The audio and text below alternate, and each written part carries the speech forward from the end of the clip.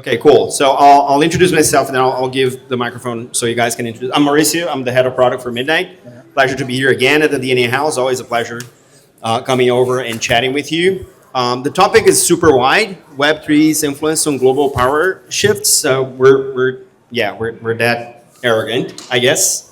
But yeah, Will, please introduce yourself to the audience. I'm Will Adams. I am with Swiss Fortress. I sit on the board. Jacob was gracious enough to toss me on stage, and he's going to do like a presentation later, so you'll be hearing from him, but hopefully have some good insights for you. Good afternoon. Toby Gilbert, CEO of CoinWeb. We're a layer 2 interoperability play that has been in development for the past 7 years now. I'm actually only 30 years old, regardless of how I look. But I'm looking forward to get into this subject topic with you. Yeah, I tell people I've been in 11 years in the industry. I was 19 years old. I'm almost 50 and I have no idea what happened in the middle. But yeah, so let's get this started. So I want to toss up to you guys. The title is Web3's influence on global power shifts, the decentralization of wealth and influence.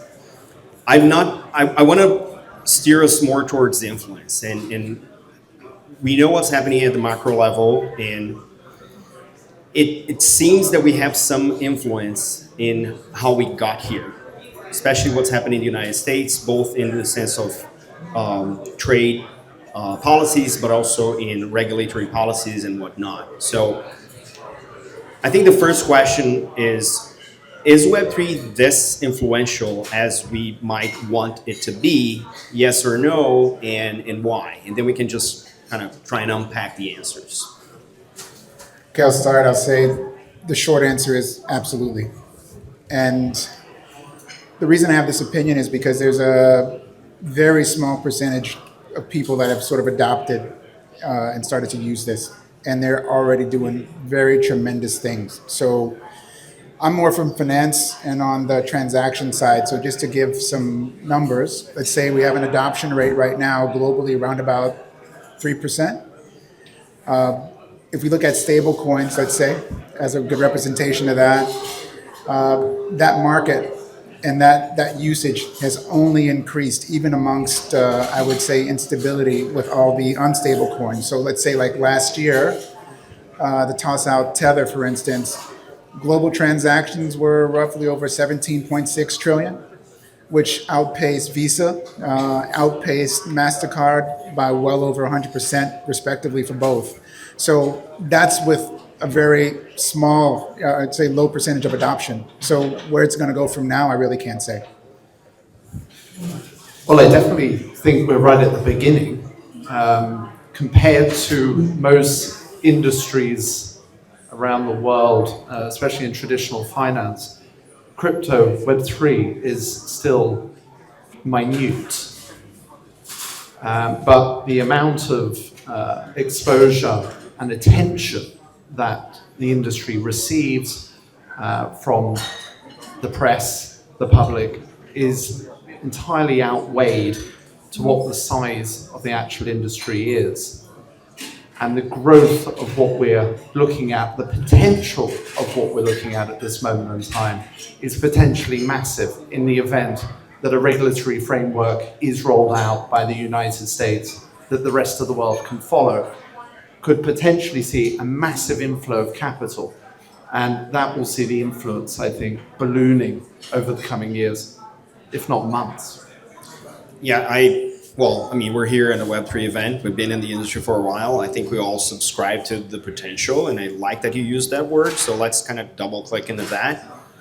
For the potential to be actually achieved and enable the things that you just described in terms of the economic multipliers and the potential financial inclusion, both on public and private markets. What are the top 3 things in both your minds that as an industry, regardless of jurisdiction at first, that we must do to kind of drive that potential to realization, and what are the pitfalls? Because one of the things that in my research on the stuff that I do is very concerning is the conversation about less regulation. I was at a U.S. working at a U.S. bank in the 2008 crisis. That was the peak deregulation on a very specific sector of the U.S. economy that was interwoven with the global economy. So it was systemically important, and it brought everybody to their knees. And we know that kind of yielded Bitcoin, which now is an industry we have today. We can't make the same mistakes using the very technology that was spawned for the large errors we made before that. So I want to talk positives first, but also what are the potential pitfalls as we resolve the things we must.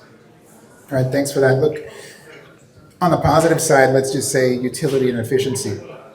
This is really some of the benefit that's created from that. And what I think is really sort of grossly sort of underestimated is how others are going to use this. So in a tech format, it really makes sense. But as you talked about from banking, we're going to sort of use stable coins and that whole process. It's more efficient, it's way more cost effective, which makes it a fantastic solution. It's actually the opposite of regulation, which is often less efficient and creates more cost. So basically, this technology competes and it performs. That's a fantastic combination, and these are some of the things that I think are often understated about the space. Everyone tends to focus about speculation and the potential that tokens can bring and all these things can bring. Most people don't focus on the utility and the actual benefits that it creates and all the capabilities that it introduces to bring others into the space and to create opportunities for them as well. I think narrative is exceptionally important. At the core of it, the crypto industry was effectively launched and built by a group of hackers. And it's how are we going to take power away from these centralized bodies all around the world. But without structuring the right narrative and being responsible, which is on one hand, we should not be screaming from the rooftops, we don't want regulation. We want lighter touch regulation, because if you like it or you don't like it, the only way this industry is going to grow is liquidity. And the gatekeepers of liquidity are still the financial institutions. So if we keep on saying, we are going to snatch that power away from you, we're going to disseminate it, then they will strangle the way liquidity flows in and out of this industry. If you can't transfer fiat money into crypto and out, you're dead. And we've seen it time and time again, where a government will say, oh yes, here's a license in Europe, here's a VASP, a virtual asset service provider license. And then no bank in that jurisdiction will open a bank account for the company who've been granted a license. So we've got to strike a balance with the narrative being, yes, this is decentralized. Yes, everybody's going to benefit from this, but we're going to do it responsibly, allowing the regulation, trying to get it as light touch as we possibly can, but opening up the floodgates so that fiat money can flow in and out of crypto and enable the industry to grow. I'm going to be controversial now, so watch out the space. I love both of your answers, and I must ask, I agree with these answers. Do they not contradict our initial statement that Web3 is now finally influential to the point of macro? Because if we are bound to legacy regulators with maybe more modernized regulation so that the industry can grow, are we still not bound by the legacy system just to be allowed the right to exist? I agree with you. We were born out of hackers being very much against the original system, and now there is a flag being waved in front of the industry, like if you, just to use, Game of Thrones, if you bend the knee, we'll be accepting your techie stuff, you hackers, so you can actually become the future of the financial infrastructure. Is this where we're headed? And if we are, how do we balance the influence we want to have with the compromises we have to now accept to enable the transformations that we started off as hackers? Okay, so I was sort of waiting. What I really would like to offer is this: is I'm not a government person.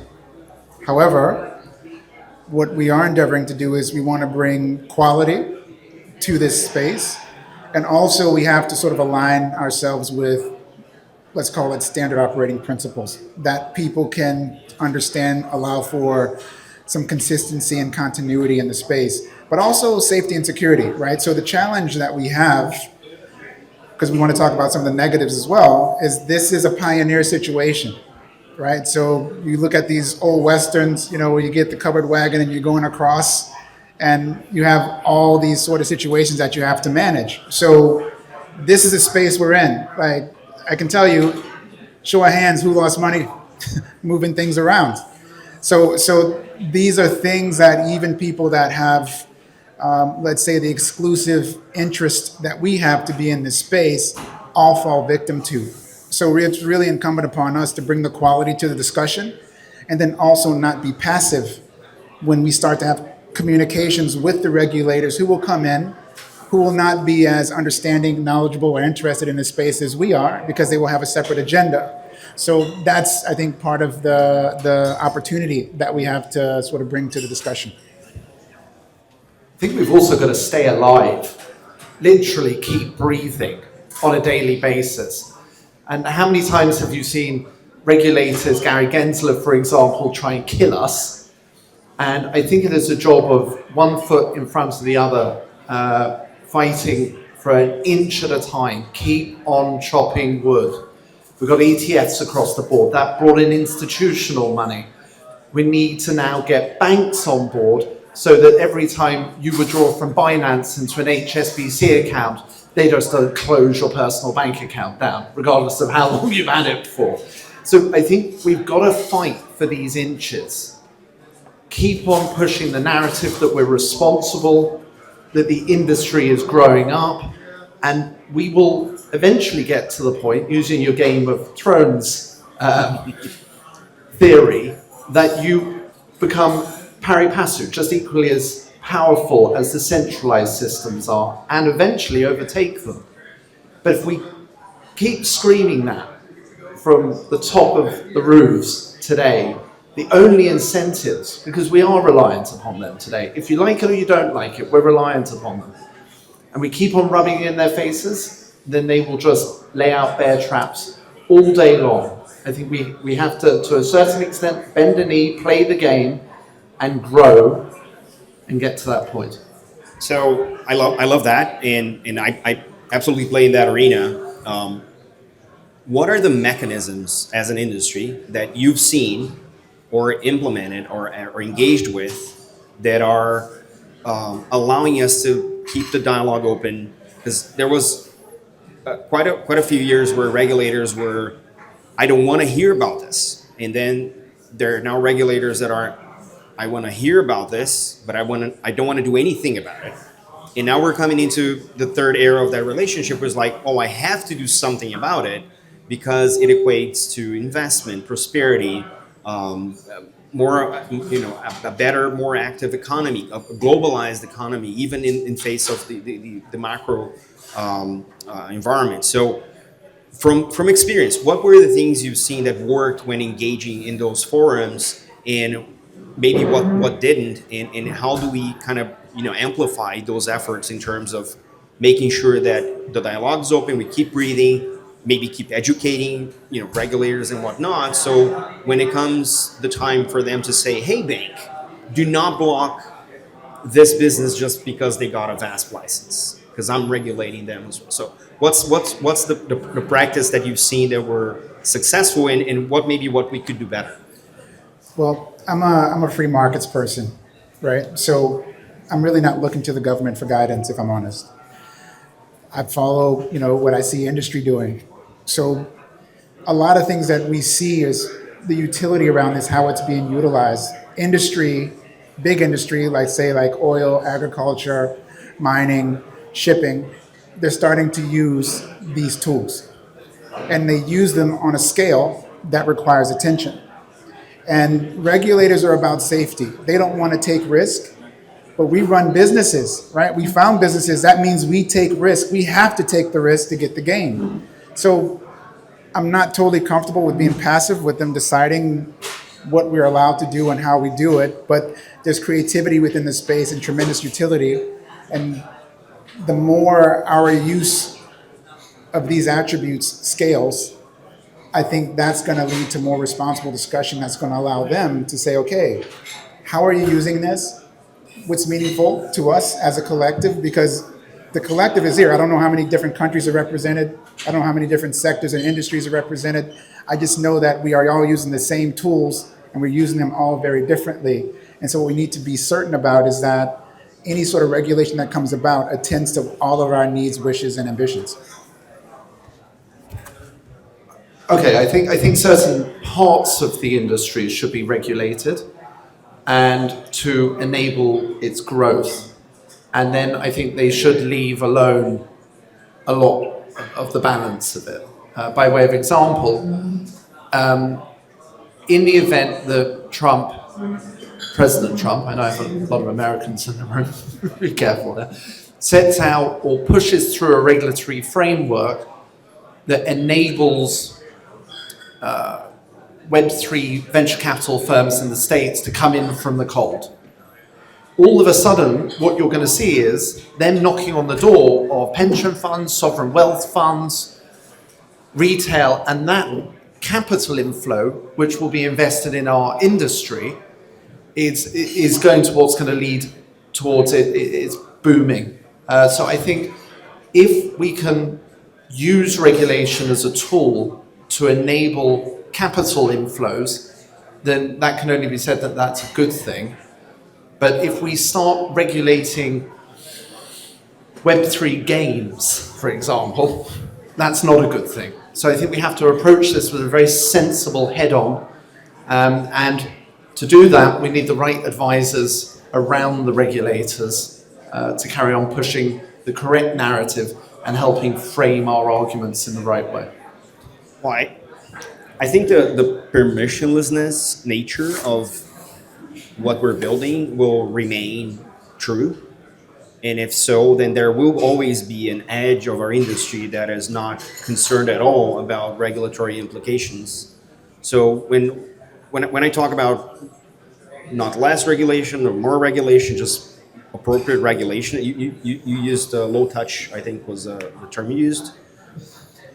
The context and the nuance matter. So if you're a small startup delving in the permissionless space and just trying to innovate around that, if there's like a hammer of a regulation that you have to just subscribe to just be allowed to exist, it just kills innovation. So even at that point, the role of the regulatory framework is not to smother and choke innovation, is for those things that, as you said, are systemically important, like large industries such as shipping and things like that, where not only the digital assets but the underlying technology become mission critical for those industries. Absolutely, they have the volume, they have the manpower, and they have the capabilities and the money to put through a big regulatory overhead. But the hacker in the bedroom that is pushing innovation forward that no one's seen yet, they can and they will not, because this is, again, permissionlessness is what brings the best and the worst on us, and we've seen pretty bad stuff in the industry. But I think that's where one of the characteristics that will kind of maintain us, sustain us, and potentially make us perennial for the actual real economy. So that's super exciting. I'm gonna ask for time because we can keep going. If no one kicks us out, we will be just here, and you have to endure. 2 more minutes. Okay, so I'm gonna do closing arguments. So, closing arguments in the sense of where do you see the industry going and what you would hope for the next 2 to 5 years. I see the industry actually diversifying quite a bit. And I think what's going to become a lot more prominent is going to be utility and direct application, for sort of real world use, whether it's institutional, it's industrial, or it's individual. And I see the market only expanding, and I see the usage only expanding.